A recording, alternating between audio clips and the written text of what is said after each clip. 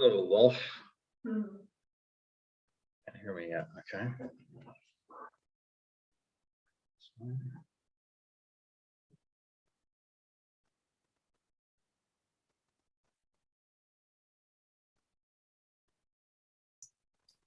You can turn on there. Turn it on there.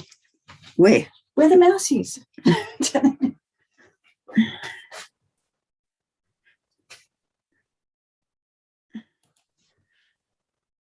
What have I done now? Didn't work. You broke it. We can hear you. I broke it. Todd. Yeah, I did. I break everything I get my hands on. Well, at least you know who to blame. Yep, that's right. All right. Thank you.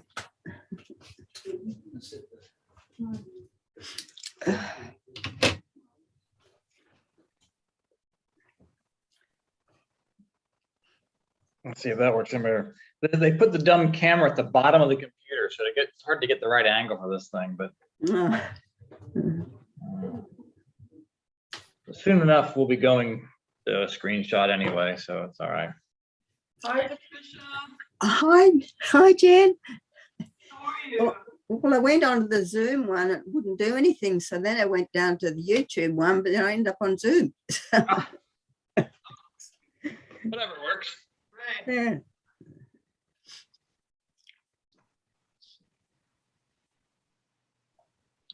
I thought I'd come over a few minutes early and actually see if I can get this technology to work. This whole live streaming a Zoom on YouTube is new, and I spent a fair bit of time last week trying to sort it out because it it's not very intuitive. It doesn't want to work. It doesn't seem to want to work on a recurring class. And so the class the last time, you can't, I don't know, it was just messy. Like I couldn't make it do what I wanted it to do. So I was like, you know what? I'm starting a new link. I'm gonna start all over the clean Why not? slate, and hopefully this works. When is my picture going to be smaller? You have to click on the view, Patricia. What's that?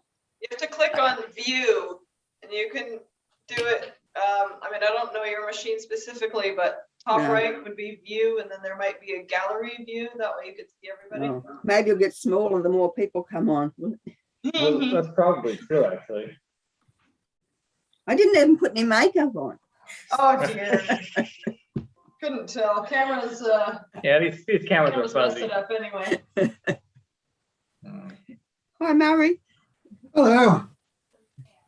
Yeah, Patricia's there and she's on video and everything. Without needing to Yes. make this show up. That way if the doorbell goes, I didn't manage to do it by myself, though. they know. Debbie still hasn't managed to train you. Oop. You look chilly. Or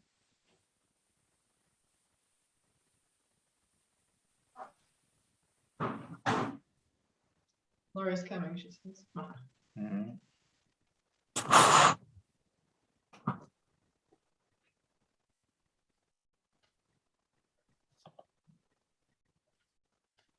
Where's the birthday boy?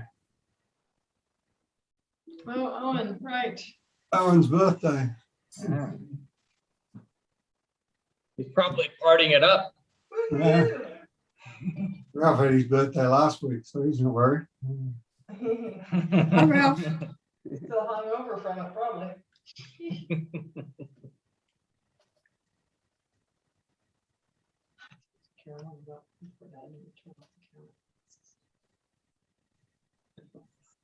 Yeah. Hello, Oh, there we go. Ralph. There we go. am I in? Oh, We have audio.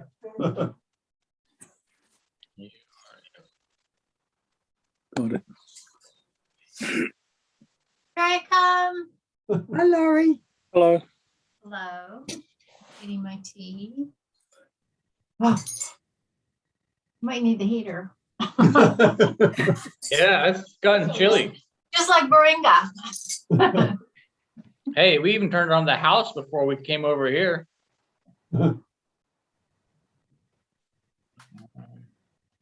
in case you thought it was really spring, we're gonna take you back for a few more wintry nights before we. Yeah, get no, to it's not ready. We're gonna get warm again for the weekend. Yeah.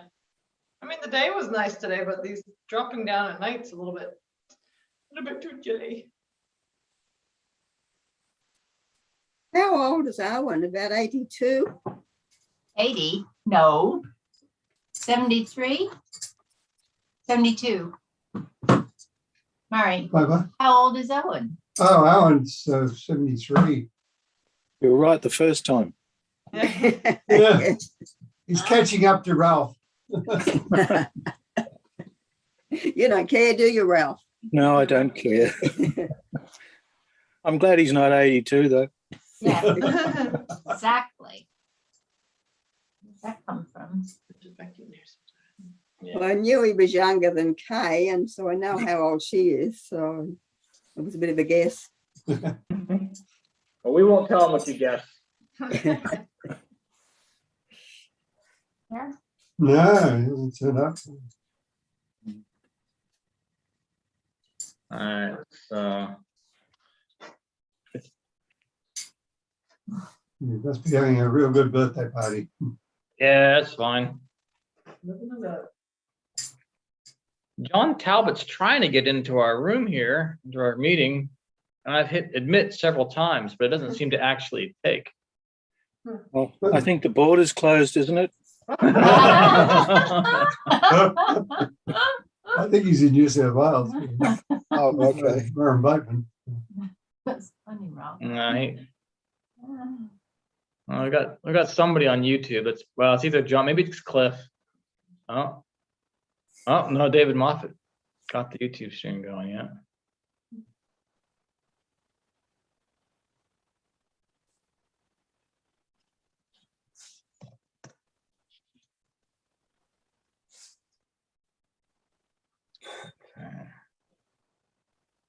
So, well, Margaret Ward doesn't sign up for these? Mhm. This is the first one since she's yeah. been back. She's a heathen. I think she's paranoid about being seen No, but- in the same space. Right. So like she was watching church from the library yesterday. Right. We were kind of wondering if that was part of the problem, is that we had Kay was watching church in the manse, Margaret was watching it over here. I'm trying to live stream it, and I'm going. We're kind of wondering was that part of the issue where there was just too much activity on the NBN at that moment with on the one account, but What do you mean K was, oh, K, you're K. Oh. Claire. Oh. Yeah. Yeah, well, I had a few problems watching it yesterday. Yeah, that's the general report I got. So I think what happened is that for whatever reason, the internal microphone on the camera is what was taking in the sound, and for whatever reason, it wasn't actually using the lapel mic that I use. Oh. Yeah. Well, I got that Um, impression. Yeah, so Murray decided. Yeah. So if towards the end, the lapel mic tried to cut in, but whenever it did, there was a gap or a fail. I mean, it was definitely on, and I mean that's the only thing that makes sense, but I don't know why that would have happened. I mean, it's so Like the problem before it gets to the moon. yeah, that's right. Aaron says that he's just about to start his birthday dinner, and he's going to watch the class later on the replay. All right, very good. We will accept that. Just because it's his birthday, we'll give him an exception. Huh? I'm tempted to text him. I did. All right. Well, then that's fine. We'll go ahead and get started. Where do I share my screen? Share screen. Share screen. We'll share this screen. And all right. I trust you guys are all seeing Spirituality for Dummies. Yep. All right. So this I don't want this to be a really heavy class, but so this is based off of a paper written by Scott Fraser. He's a teacher at the college, been there for a long time. Yeah, he's a pastor, teaching pastor, and I've known the guy my whole life. He's a year younger than me. He was in the grade below, so I've known him, almost forever. So he wrote this paper on the doctrine of accommodation. So I'm basing a lot of this stuff off of what he has written, editing it down because we don't really want to read a 100-page paper ourselves. So we're going to try to skip to the highlights here. But I think it's a useful topic for us to have in mind because the doctrine of accommodation is essentially the idea that the Lord accommodates what he says based on what it is that we're able to take in. And I'll show you throughout the examples tonight that sometimes it's very easy for us to try to force our understandings down somebody else's throat, but at the same time, the Lord's saying, sometimes people just can't handle that. So we'll let this unwind and kind of see how it goes, but we'll probably spend this week and the next class on it to wrap it all up. But I'll start with this just to give you an idea on a big picture of what we're looking at here. It says the word sent by the divine himself has passed from him through heaven to earth. When it reaches earth, it is truth made suitable for the human race, which lives amid earthly and bodily things. But as it exists in heaven, it is made suitable for angels who live amid spiritual and celestial things. Because it is like this, the word is in itself holy, for it contains what is heavenly and divine within it. So right there, it's clear as day. The word is, well, it's accommodated. It's set for different people and different audiences. You get some more of this in the next passage here. It's talking about Aaron and Moses. It says, since inward law, represented by Moses, is truth suited to angels, while outward law, represented by Aaron, is truth suited to men, let something be said about them here. Truth suited to angels is for the most part beyond the comprehension of men. This is clear from the consideration that in heaven things are seen and spoken such as the eye has never seen nor ear ever heard. The reason for this is that the things spoken of among angels are spiritual, which are withdrawn from the natural things and consequently are far removed from the ideas and words belonging to man's speech. It continues, for man has formed his ideas from the things in the natural order, especially its grosser aspects, that is, from things which he has seen in the world and on earth, and has had physical contact with, that is, material things. Even though the ideas belonging to a person's inward thought exist on a level above material things, they are nevertheless founded on material things. And the level that ideas are founded on is the level at which they seem to exist.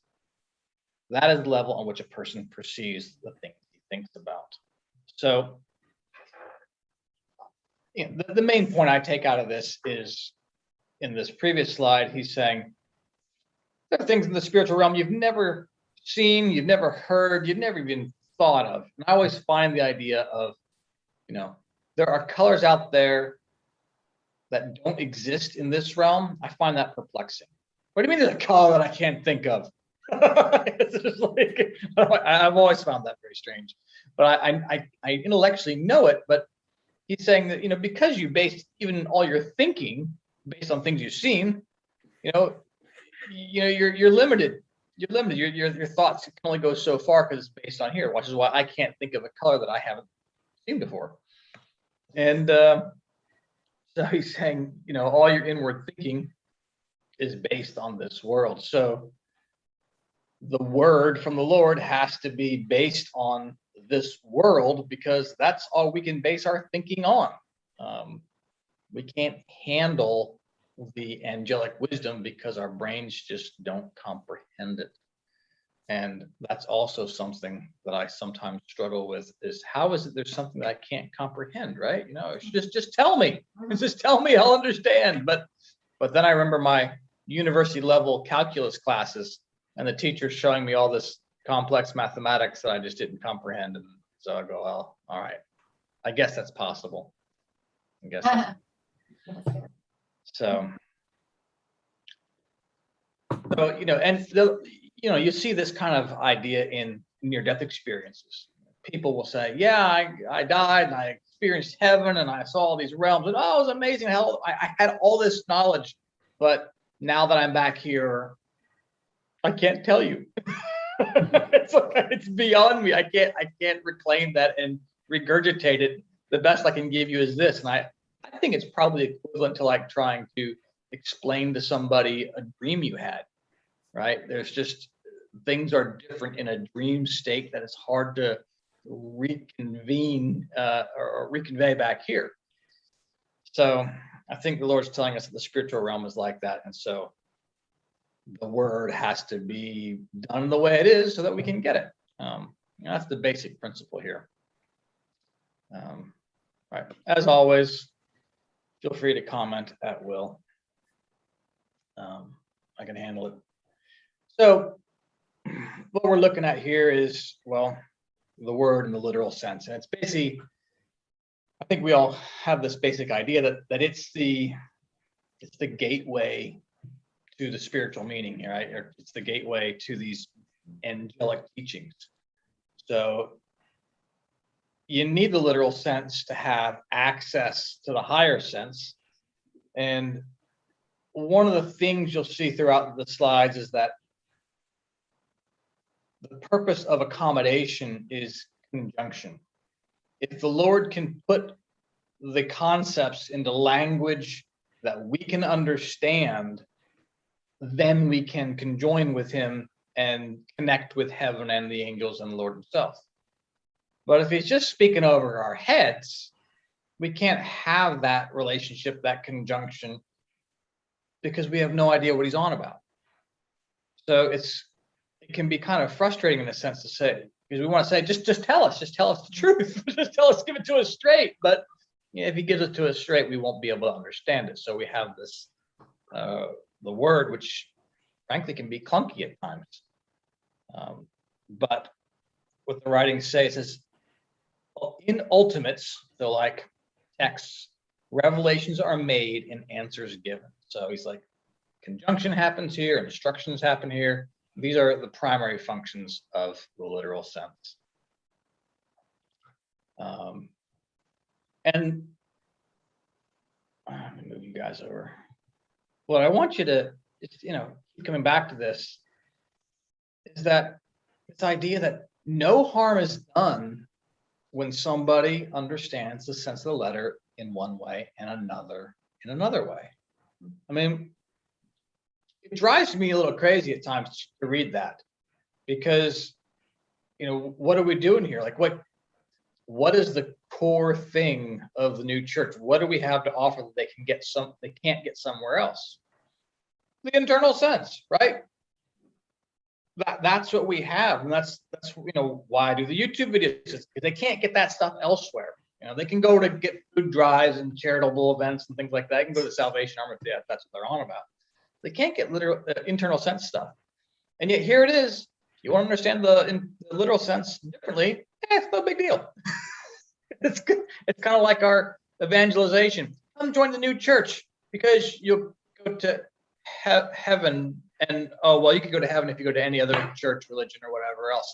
It doesn't really convey the urgency and the what's at stake, right? What's at stake for you if you don't come to the new church? What's at stake for you if you don't learn these teachings? Well, maybe not a whole lot.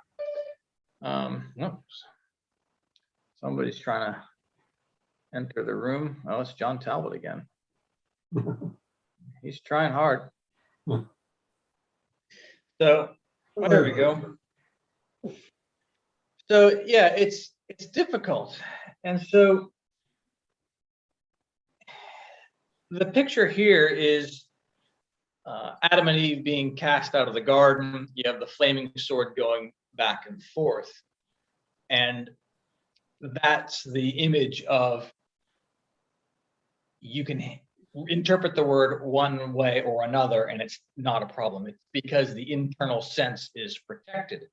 So if you want to go and interpret it one way, that's okay. But there is some ambiguity and uncertainty in these things. And what we're going to see here is that's on purpose, because it's more important to have the internal sense protected against abuse than to have everybody understand things exactly as they actually are.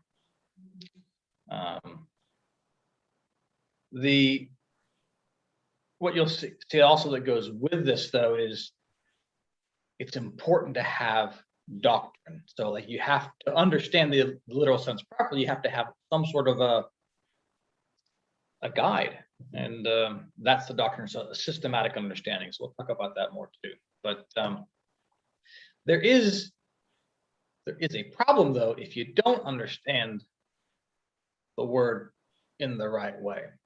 So it's not a nothing to understand it incorrectly. No, I'm on the wrong button now. There we go. The trouble is, if you get it wrong, you can kind of block the communication with heaven, and that's no good, because you have, the Lord is the Son. If you throw up misunderstandings, then you're not getting a clear communication with heaven. Therefore, you're not being as enlightened as you would be otherwise if you had things right. So TCR tells us that it's the image of a needle touching the pupil of an eye to convey the danger of the error of confirming wrong things. So it's like, in one hand, it doesn't really matter, but it's like poking at your eye. So it's like, you're allowed to have different understandings, but you won't be able to see clearly. So, I mean, it's, yeah, I don't know how to take that. Should we say that it's not important? I don't think so. I mean, I think it's, well, we'll talk about it more as we go. But anything else I wanted to say on that slide? No, I think the biggest thing is to realize that while it doesn't matter, it does matter. So I know, really helpful. Wherever I move this block of things, it's always in the way of something, isn't it? Okay.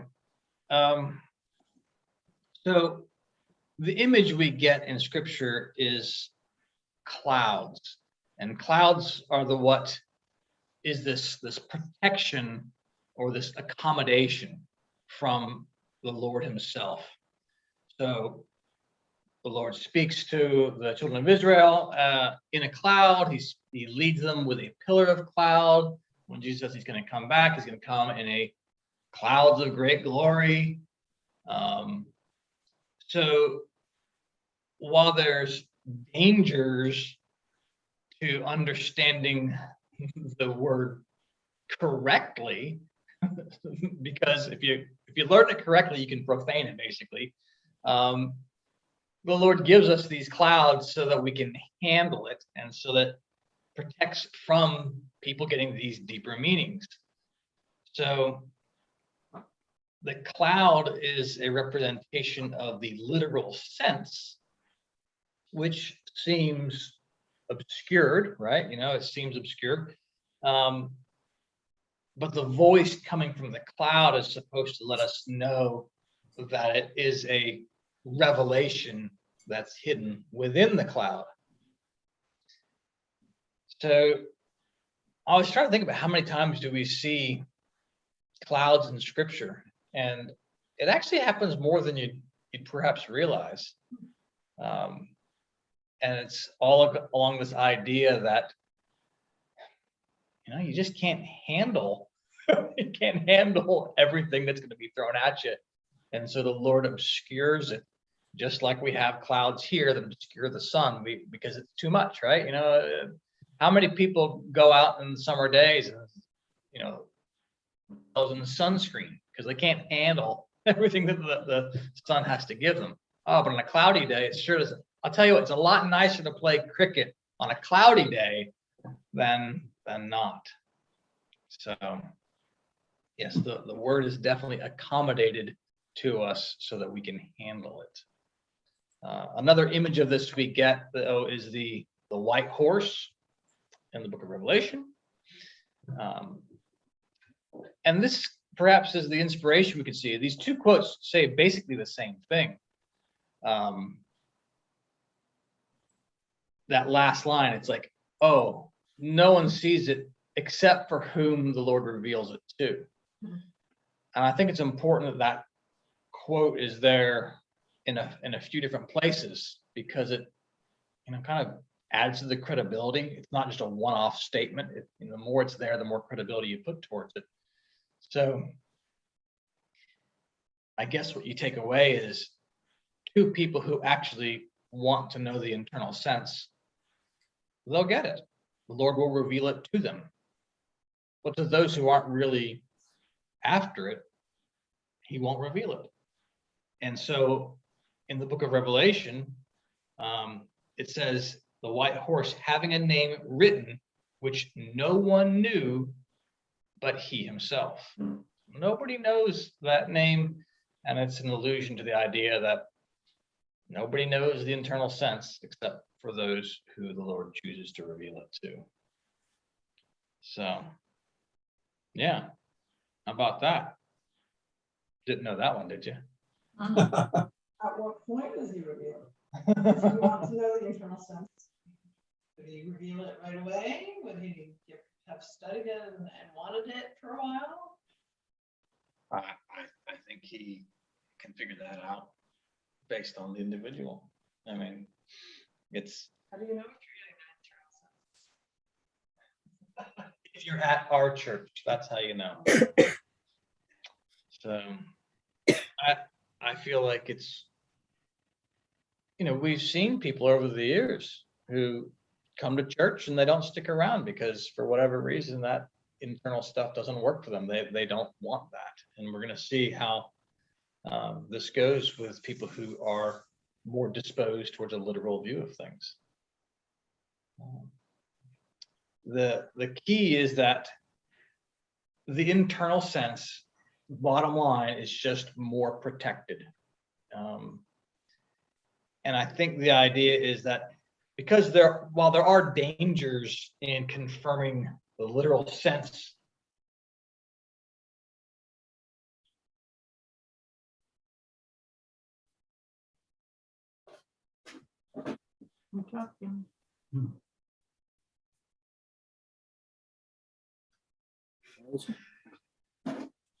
We lost you. It's frozen.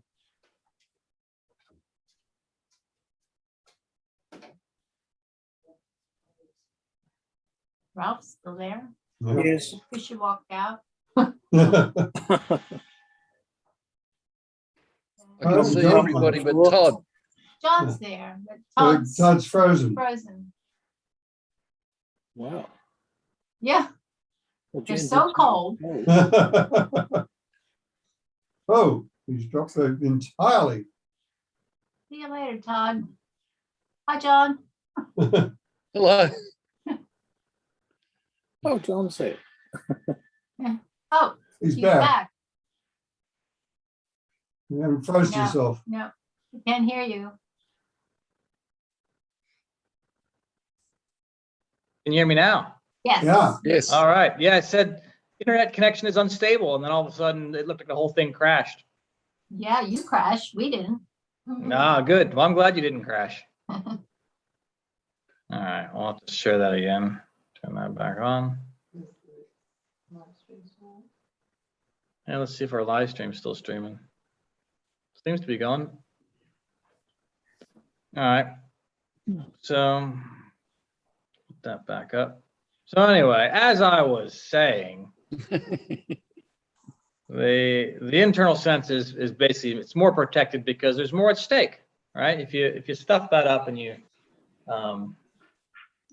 start twisting it, there's more room for you to go wrong. And I think that it goes back to this whole comprehension thing too, though, is that for most people, the internal sense is beyond the reach of their reason. And so it's like, well, Lord can't give it to us because we'll reject it and twist it. And those who might not reject it and twist it might just not understand it anyway. I mean, So he'll give it to us, but not really. I'm gonna give it to you, and I'll find the people who can handle it. And if I didn't, it's okay, because it didn't really matter a whole lot as long as you kind of did the right thing in life, it'd be okay. So it kind of gives you some idea, though, just how unique the writings are. It's kind of unusual to have this revealed, which is why if you look at other religions and stuff, and even some of the new agey stuff, you just don't get the internal sense of the word. You'll get things where people will say, oh, well, God is all love, it doesn't cast people to hell. You get some of that stuff, but you don't get the whole systematic understanding of the word. But he protects this internal sense because this heaven and earth connection is vital. And so in order to keep that connection, he has to make sure that who gets the internal sense aren't going to destroy it. So it's, we don't really think of it. When you go about your day-to-day life, you don't think about this heaven-earth connection and how vital it is to our existence. But the writings do tell us that, if that connection didn't exist, we would cease to exist. So, I mean, there is something at stake here, there is something real. So the word's establishing this connection between the world and heaven and us, and yeah, that gets destroyed. We're done. One of the examples given as to why the internal sense is hidden in regards to this connection is that in the early church, the doctrine of the tri-personal, the Trinity of God's got out there, and TCR says that those believing that would have applied that internal sense to the same purpose of of creating this Trinity of Gods, and thereby would have profaned the very holiness of the word, and therefore separation of people from heaven would follow. So sounds like, oh, we can't let you guys know the internal sense because the Catholics would have gotten a hold of it and messed it up, and then there'd be no connection, and you'd all die. You think coronavirus is bad? How about that? So that's the first big reason that we're given as to why the word is written the way it is and internal stuff is connected. But the other one is this idea about protecting ourselves from profanation, and that's the whole mixing of good and bad together, and to the point where you can't untangle them, and that's not good. You don't have a good spiritual faith from that. Profaning in this story here is the sons of Aaron, Nadab and Abihu. You might remember this story. They offered strange fire to the altar and they got consumed with fire. Aaron was not happy about this, but what are you going to do? What are you going to do? Complain to God and say, hey, you can't do that. But they offered, it was fire that wasn't from the altar to the Lord, and so it doesn't work. So Lord's trying to protect us from that fate by not giving us too much. So if all those dangers are in play, why does he reveal the internal sense? So Doctrine of Sacred Scripture says it, now please the Lord to reveal it. And it seems that the logic from the writings is that because of the intellectual culture in 18th century Europe, that the word was being discarded. And I kind of find it strange to think about, because I mean, the word's certainly being discarded these days culturally. But the idea is that back then is when it was perhaps under its first assault for, for not making sense. And so people started saying, hey, how could the world be created in 7 days? This is ridiculous. And so the Lord at that point reveals the inner meaning so as to preserve that connection where he could. So that's what they call the Enlightenment. Yeah, that's right. That's right. But the Enlightenment doesn't seem to really lead to enlightenment in some things. I mean, it's tricky though, isn't it? Because from a new church point of view, you want people to see the inconsistencies and the kind of the ridiculousness that does sit in the literal sense of the word. You want them to see that, so that you can teach them the internal sense.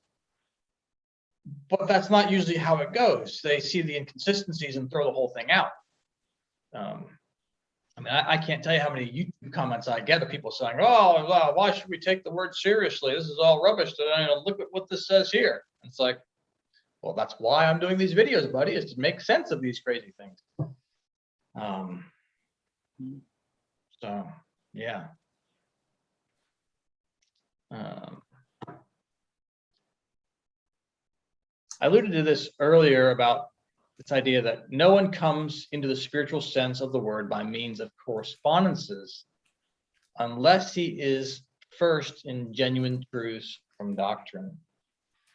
So, doctrine's a fancy word that just means teachings, right? So doctrine in the case of studying the word is like, well, you'd have the doctrine of the Lord, right? We have a little book on that, the doctrine of the Lord. And what does it tell us? Oh, the Lord loves everybody all the time. So if you have that doctrine in place of these fundamental principles, you can read through the word, and when you see God destroying Sodom and Gomorrah or something like that, or the flood in Noah's ark, right? You go, oh, wait a second. I'm reading the word through the lens of God loves everybody all the time. So how do I see this story where God is angry and flooding the earth and killing everybody? Well, the idea is with if you have that starting place of perhaps a proper doctrine, then you can come into correspondences. Okay, I understand that God loves everybody, so therefore, there must be correspondences in play here that explains what this is really trying to say. The revelation was not done in a way that the internal sense was apparent to people who had rejected it or were going to reject it. So you've got to have the basic understanding of who God is first, and doctrine of life after death, the doctrine of faith. You got to have something in place already, because it's that doctrine that's your light. It guides you through the journey. So, yeah, makes you wonder though. Like, you can't come to the spiritual sense by means of correspondences unless you have this doctrine. So, is there other ways to come into the spiritual sense of the word? I don't know. I don't know how tightly Swedenborg is writing this sentence here, but anyway. TCR, he writes, appearances of truth.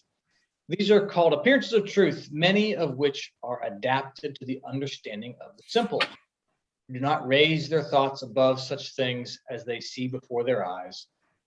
Others appear like contradictions, although when the word is viewed in its spiritual light, there is no contradiction to be found in it. Furthermore, in some portions of the prophets, there are collections of names and places and persons from which no sense can be elicited. You know, you've probably heard a lot of this basic idea before, right?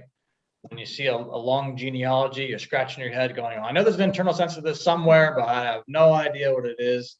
And all your pastors and priests in the new church, well, likewise, are scratching their heads at most of it and saying, well, this is our best guess. But we know there's something. We know there's something.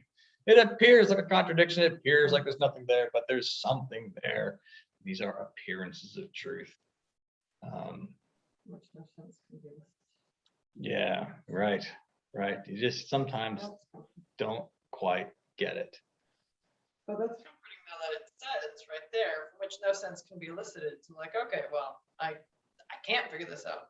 It's telling me right there I can't, so don't kill myself trying. Yep. And, you know, part of the problem is these appearances create contradictions, right? So, you know, Genesis says, oh, everything's food for you. And then Leviticus says, no, everything's not food for you. You know, that's an easy one. And there's plenty of others, right? You know, the contradiction of, I guess it's not itself so much, but the, you know, Lord creating light before there's sun and the stars. And there's, I'm sure there are plenty of other rules and things that go in place about throughout scripture that where it contradicts itself. So, you know, well, I guess an easy one. Oh, the Lord is unchanging and never wrong, right? Oh, but then other places the Lord regrets, right? That's an easy one to point out.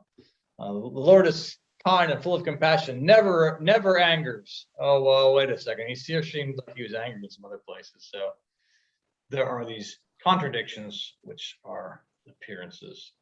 But as it says in that previous slide, you know, what are they there for?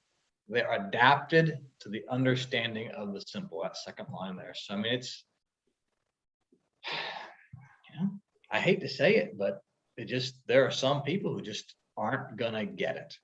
They're just not gonna get it, and we have to just kind of accept that. You know what? Some people are you're just not gonna get them to believe that God's not angry at times, right? You're just not gonna get them to believe that. So these, I guess the point is that these ideas, these contradictions are an accommodation. You know, the Lord's okay with us believing at times that sometimes he's angry. He's okay with that. And so I found this image, which as you can see is a, you know, you said, God said thing. And it's interesting, right? People are saying, like that first one, torture is wrong. You know, we're saying something's wrong. Oh, then somebody throws out there violence cleanses evil from the Proverbs. Owning people in slavery is wrong, but the Bible says, oh, it's okay to enslave your neighbors who worship other gods. So you get the idea that, you know, it's interesting because people are starting off in a good place, right? Rape is not the fault of the victim. Yes. That's a good place to start from. And they'll take the scriptures and they will twist it. And rape is a crime against the husband, right? Because the women didn't shout loud enough. So there are a number of these appearances and these contradictions and things that don't seem to be true on a rational level. And yet the reality is these things are there. It seems just to kind of keep evil people in check, right? If you're a bad dude and the only thing that's going to stop you from being bad is the fear of burning in hell and angry God's going to throw lightning bolts at you, you know, Lord seems to be okay with that. You know, if that's what it takes, sure, I can live with that. So it's these accommodations can be trouble for many people, but for other people, they're their salvation.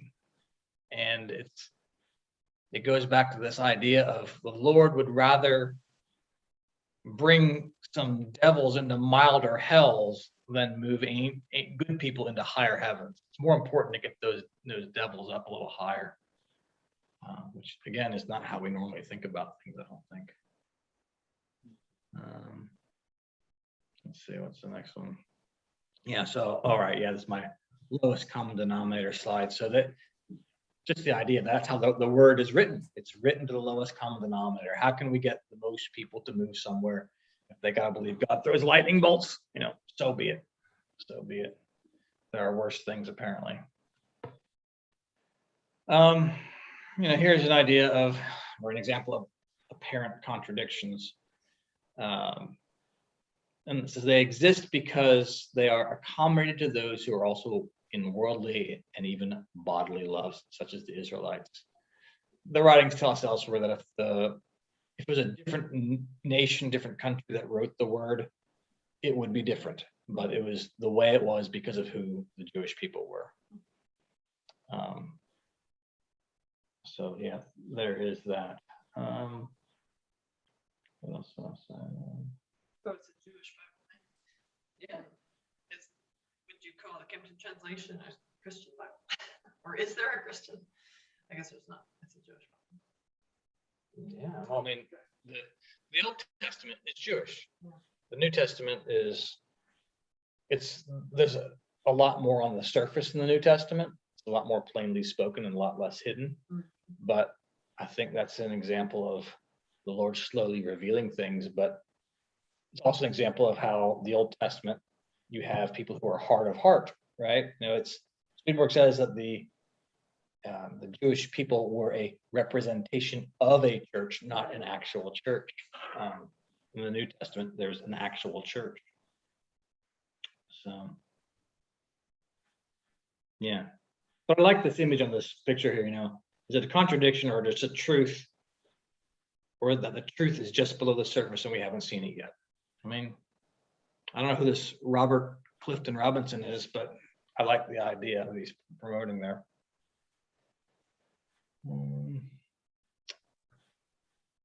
The writings do tell us that these contradictions don't necessarily create problems. Without these appearances, the simple would not receive the word in any way because they cannot enter into the interiors of things.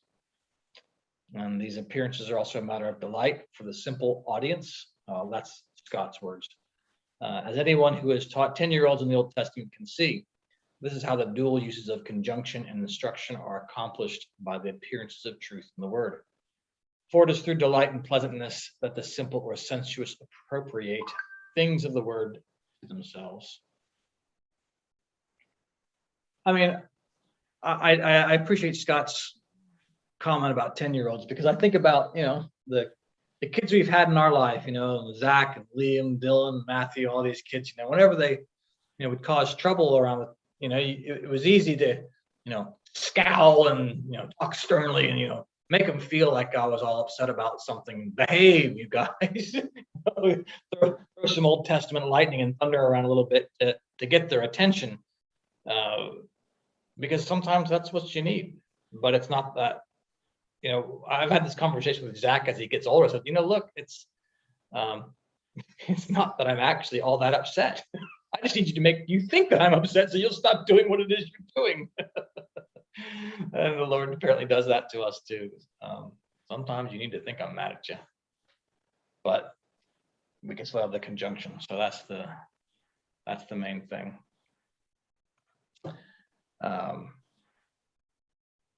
This is the kind of stuff that I get back from people who comment on YouTube videos.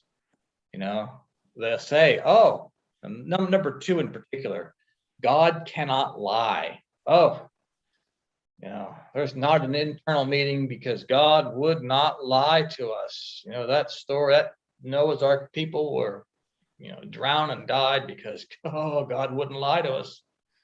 And somehow, while I believe in the full verbal inspiration and inerrancy and infallibility of the Holy Scriptures, do I believe that they're infallible and inerrant? Yeah. That doesn't mean that I think that they are to be understood literally true, right? The two do not necessarily go together. But this is the simple understanding that a lot of people get into. This is all literal. And so as frustrating as these people are, because they believe the wrong things, but we get back to another quote about, hey, it does no harm, the sense of the letter to be understood in one way by one person and a different way by another. And it's like, it's so frustrating. It's like, what do you mean? It doesn't matter. Well, what's the point? What's the point if it doesn't matter? Well, the point is, no, I think if you have a true understanding of the internal sense, you should be happier, more content. You'll navigate this world easier because you'll understand how things are actually going. But if you hold to the scriptures to the best of your understanding, wrong though it may be, you'll end up in a good place. So you might work harder to get there. You might have a more miserable ride as you go, but you will get there. So one of the things that I think of often is this, the New Testament, where Jesus says to people, the disciples, go out and preach it, and where you're not welcome, just keep on moving. So our job, put it out there, tell people what we can, and like the sower, if it doesn't grow, it doesn't grow. That's okay. Your job is just to be the sower. You're not supposed to be some efficient farmer. Just throw it out there. If they don't get it, that's fine. So let's see, what time is it? 20 after. Oh, we got a little bit of time. Just want to throw you some examples in scripture where the writings tell us that it's explicitly talking about accommodation. I know we talked about the cloud. That's kind of an obvious one, but there's some ones that are a little less obvious. And this is one that comes up even in non-new church circles. It says, why did Noah release a raven? Why did he later release a dove? So you may recall, raven gets thrown out, comes back. Okay, must not be ready to open up the ark yet. And then the next time he releases a dove. And the non-new church answer for that is that there's no reason given as to why a raven was selected rather than another bird. However, a raven can eat carrion and would feed off dead animals in the water. A dove, on the other hand, would return to its point of origin if no land was found. So, sorry? I said that makes sense. Yeah, right. Exactly. So there's some sensibility on that. But here's what the writings say about ravens and what's going on here. And he sent forth a raven, and it went forth going and returning. That by this is signified that falsities still made a disturbance. In this passage is described the second state of the man who is to be regenerated after temptation, when the truths of faith, like the first dawning of light, begin to appear. Such is the nature of the state that falsities are continually making a disturbance, because the spiritual man can know nothing of the truth of faith except from what is revealed in the word. These have never been so revealed to man because they are both indescribable and inconceivable, and so can neither be acknowledged nor believed in, for they are contrary to the fallacies of the senses in which man is, and which he does not easily permit to be destroyed. It continues. The case is altogether different with the celestial man, who has perception from the Lord. In him details and their finer points can be implanted. Take, for example, the consideration that true marriage is a marriage of one man and one wife, and that such a marriage is representative of the heavenly marriage, and as a consequence can contain heavenly happiness, something that is not possible when one man has several wives.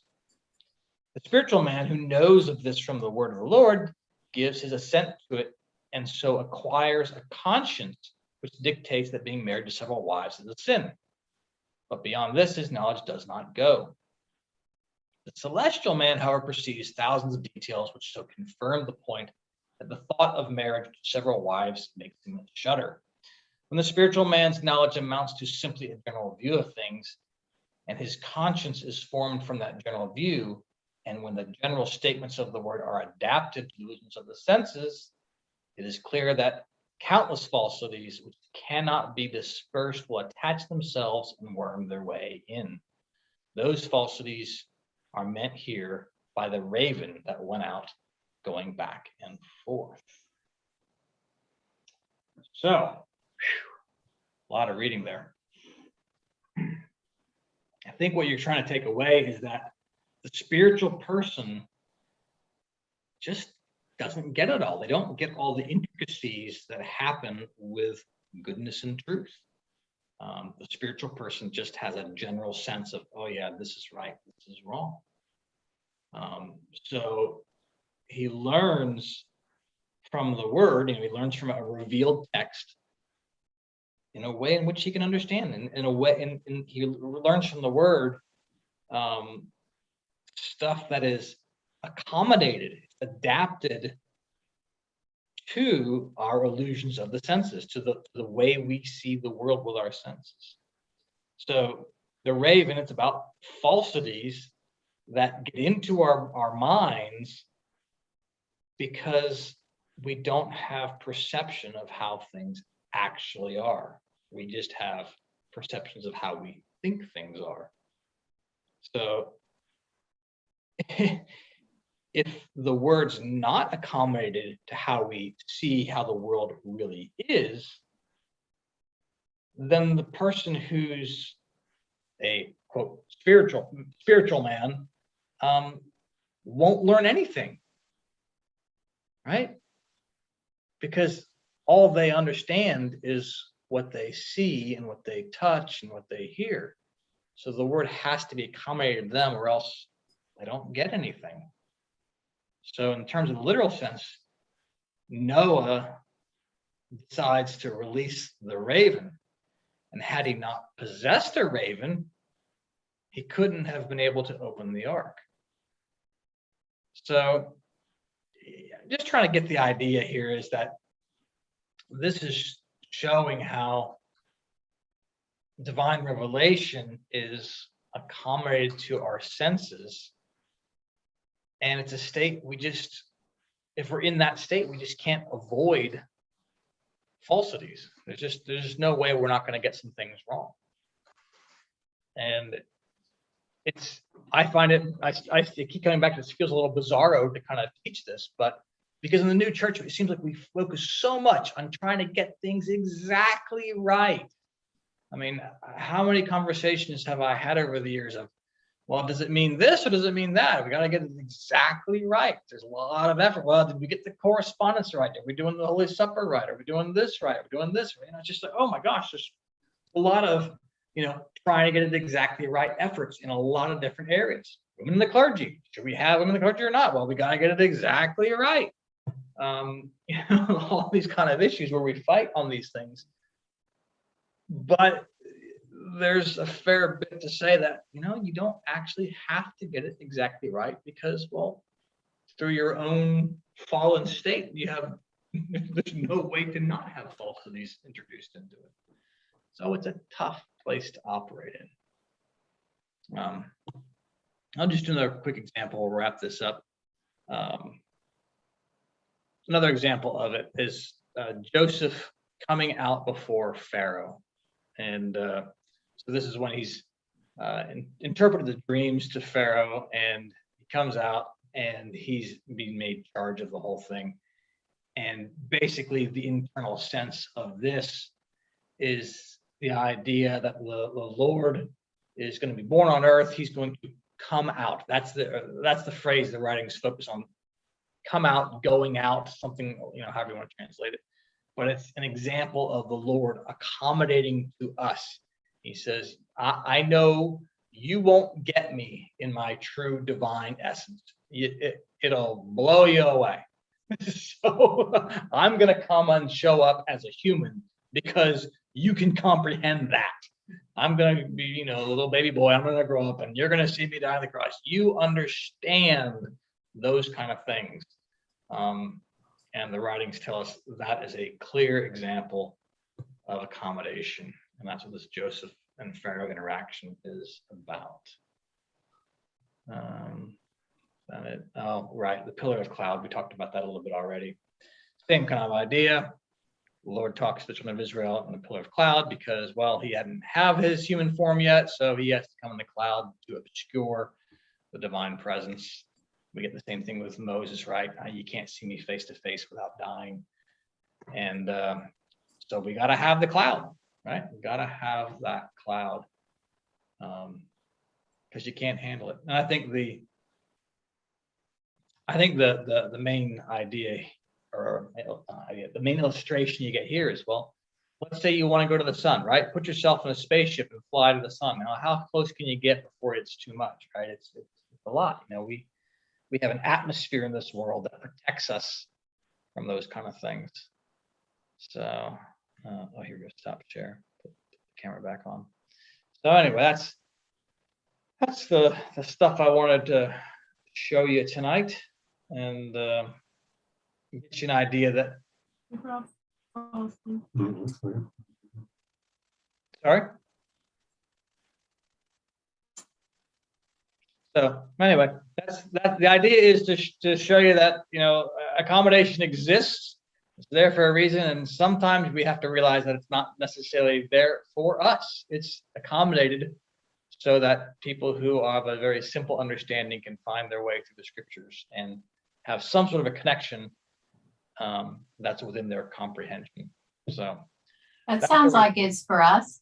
yeah, fair enough. I like to think I'm a little beyond the simple description, though. Some days are better than others. I always tell Zach we're trying to get to a higher heaven. He's got to take out the trash, otherwise he's going to go to a higher heaven. So, but and he says, because they have trash in heaven. No, he's never thrown that back at me. Oh. So we'll have to keep that to ourselves. Yeah, no. Don't tell him about that. Anyhow, but I do find I keep coming back to this idea that the Lord does an awful lot to care for the people who are evil, and he sometimes asks people who are not evil to take a hit, take one for the team, so that bear with them so he can attend to those and pull them a little out of their hell as best he can, while the rest of us, he says, God, you'll be all right, you'll get this eventually, hang in there. I'll get to you in due course. It'll be okay. So yeah, anyway, so there you have it. All right. And we'll pick this up again in a couple of weeks and hopefully polish it off. Very good. Thank you. All right, thanks for coming. We'll see you guys next time. All right. Thanks, Todd. Yeah.